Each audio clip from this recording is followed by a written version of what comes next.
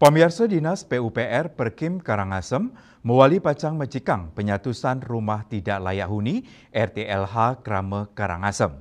Warsane makin kauningin wenten penyatusan RTLH sani pacang kebecikang oleh PUPR Perkim. Kepala Dinas PUPR Perkim Karangasem Wedas Mara Mausang warsa kali talipat likur mangkin Dinas PUPR Perkim pacang ngerehab rumah sawetara domas unit ring Kabupaten Karangasem pindah ke Cina pemerataan. Suang-suang paumahan molihang anggaran 15 juta rupiah. Wedas Marang wedarang rumah sanika becikang inucap pet prade sampunanin ku usulang.